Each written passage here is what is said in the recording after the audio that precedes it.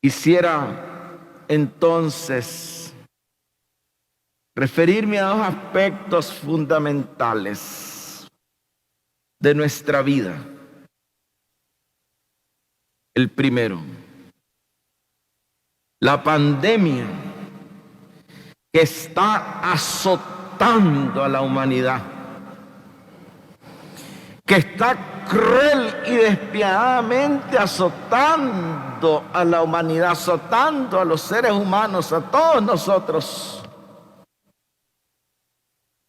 Y que obviamente de manera particular está azotando a Nicaragua de una forma insospechable, impensable, inimaginable,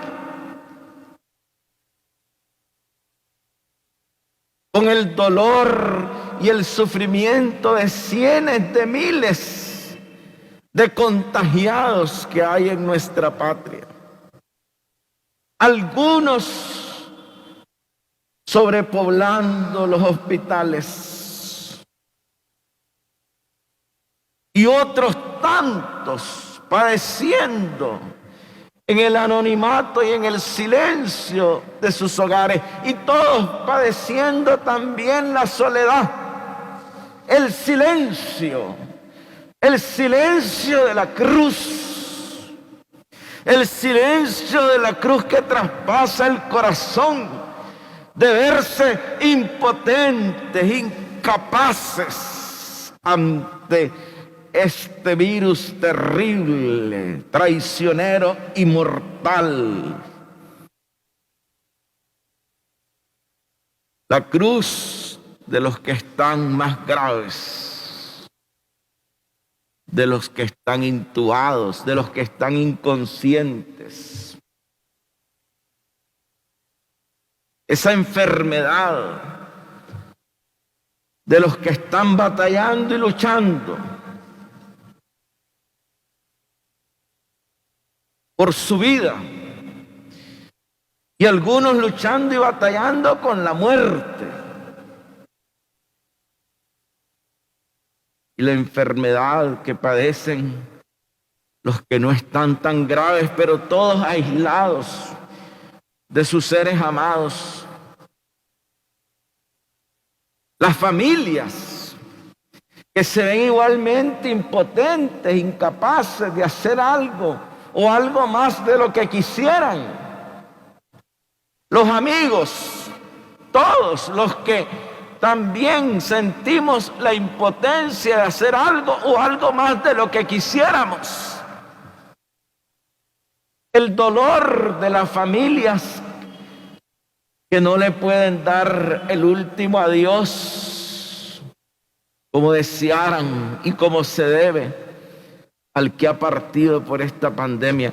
Esta pandemia, hermanos, no es voluntad de Dios. No es voluntad de Dios. Esta pandemia es producto del mal uso de la libertad humana, del mal uso que ha hecho la humanidad de su libertad.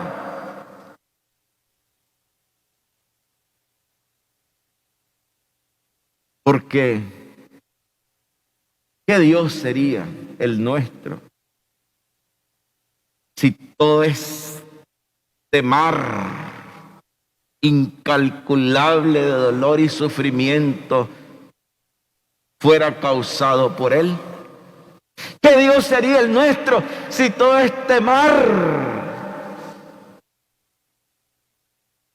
que pareciera a veces casi infinito de dolor y sufrimiento fuera venido de su corazón? ¿Qué Dios sería ese? ¿Qué Dios sería el nuestro? Un Dios torturador, un Dios castigador, cruel y cruento. Ese sería nuestro Dios, y nuestro Dios no lo es. Nuestro Dios no es así. Dice la primera carta de San Juan, capítulo 4, versículo 16, Dios es amor. Y entonces, ante tanto dolor y sufrimiento derramado en el corazón de la humanidad, en el corazón de los nicaragüenses, ¿dónde está Dios? Dios está junto a la cama del enfermo. Dios está llorando con nosotros. Es el Dios que llora con su pueblo.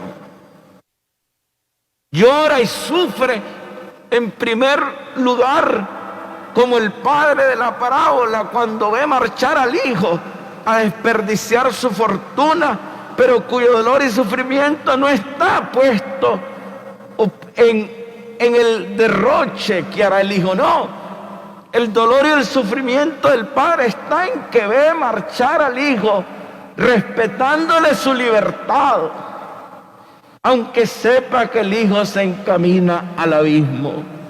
Dios sufre ante nuestra libertad mal utilizada. Es lo único ante lo cual Dios ha querido declararse impotente ante nuestra libertad.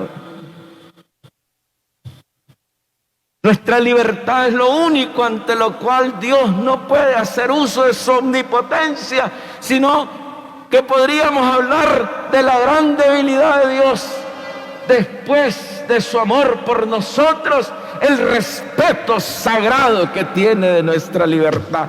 Y ahí está el primer llanto, el primer dolor y el primer sufrimiento de nuestro Padre. Y el segundo es llorar con nosotros. Nunca nos abandona.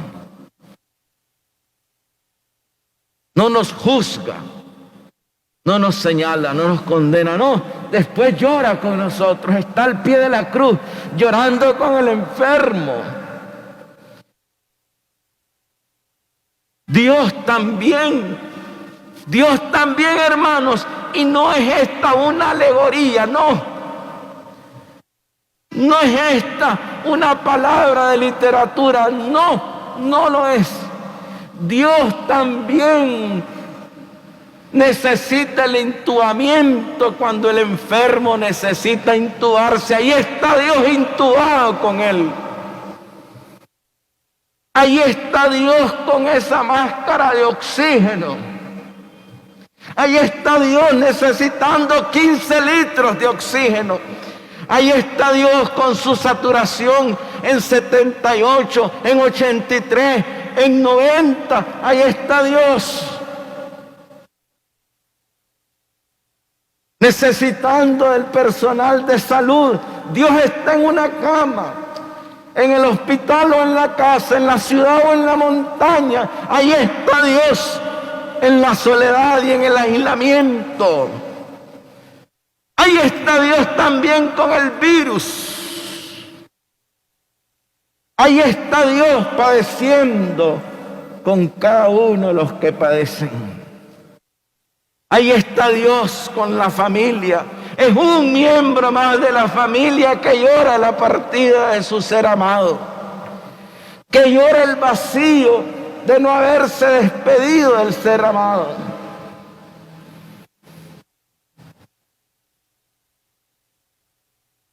Y nos invita el Señor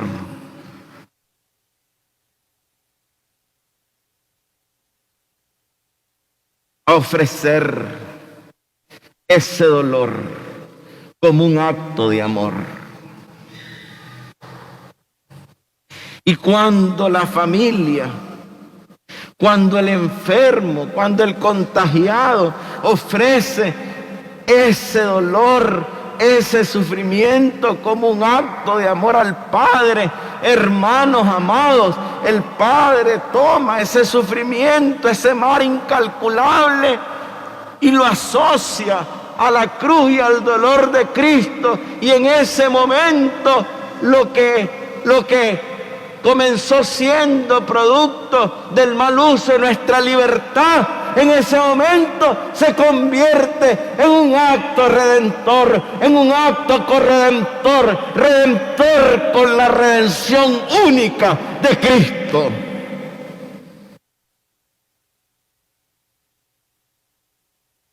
Y entonces, es ahí donde la pandemia adquiere otro sentido, totalmente, radicalmente, absolutamente otro sentido. Es ahí cuando el Padre toma el ofrecimiento y lo asocia a la cruz de Cristo, al dolor del Señor, cuando este mar impensable, incalculable de dolor se convierte en una acción redentora, redimiendo a los demás, redimiendo y salvando al mundo en el único y gran acto redentor y salvador que es el de Cristo, unidos al de Él, unido cada quien al de Él.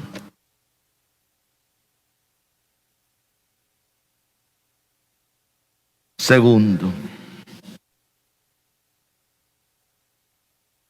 cada creyente, cada cristiano, la iglesia debe también recorrer el camino de la flagelación, de la pasión, del Calvario, de la crucifixión, de la muerte, que lleva inexorablemente al triunfo definitivo de la resurrección. La iglesia lo debe recorrer.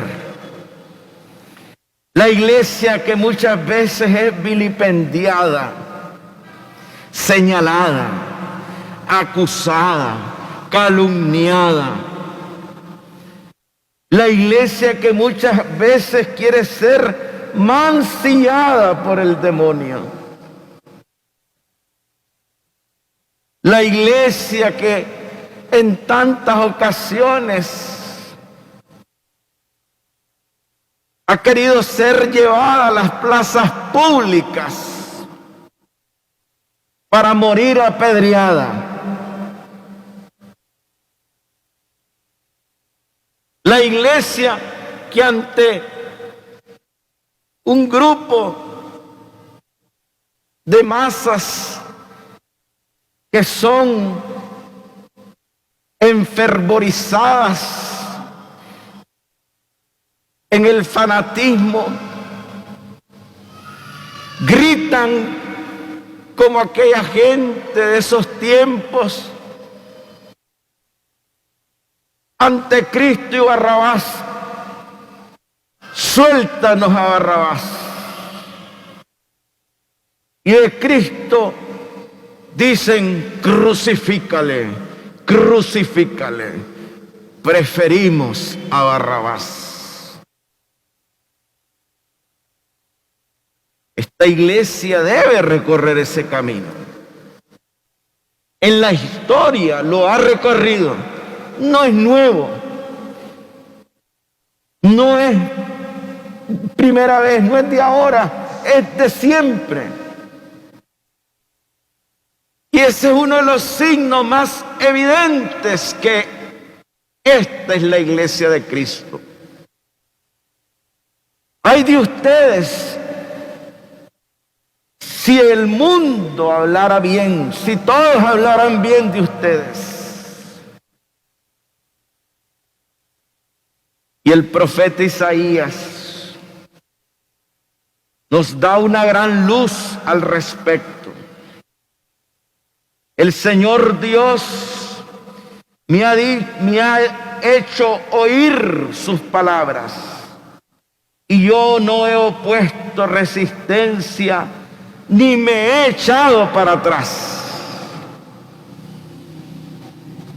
Ofrecí la espalda a los que me golpeaban, la mejilla a los que me tiraban de la barba. No aparté mi rostro de los insultos y salivazos. La iglesia debe seguir el ejemplo de su amado Señor, de su amado fundador, de su amantísimo esposo Cristo. La iglesia debe escuchar sus palabras y no poner resistencia ni echarse para atrás. Debe seguir la iglesia ofreciendo la espalda a los que la golpean, la mejilla a los que la maltratan y se burlan de ella. No apartar su rostro de los insultos y salivazos, no apartarlos, porque ese es el ejemplo, el único ejemplo que hemos recibido de nuestro amantísimo Señor. Sigue adelante el profeta. Pero el Señor me ayuda. Por eso no quedaré confundido. Cercano está de mí el que me hace justicia. ¿Quién luchará contra mí? ¿Quién es mi adversario? Estas palabras proféticas son aplicadas a Cristo y a su iglesia. El Señor la ayuda. Él la sostiene. Por eso la iglesia no queda confundida, nunca queda confundida. Por eso la iglesia nunca queda defraudada, porque cercano está de ella quien le ha hablado a sus oídos. Y como dice el profeta Oseas, quien la ha llevado como a un amante al desierto para amarla. Por eso la iglesia no queda defraudada. Por eso la iglesia proclama siempre la verdad de Cristo, la verdad profética. Y por eso la iglesia recorre con su Señor detrás de Él, aprendiendo de Él, llevada por Él, el camino de la cruz. Concluyo con las palabras de la bienaventuranza que encontramos en Mateo y Lucas. Pero cito a San Mateo capítulo 5 versículo 11. Dichosos ustedes cuando los insulten, los persigan y digan toda clase de calumnias, porque eso también hicieron con sus padres. Que el Señor nos siga concediendo, hermanos, de ser dichosos por seguirlo a Él y solamente a Él.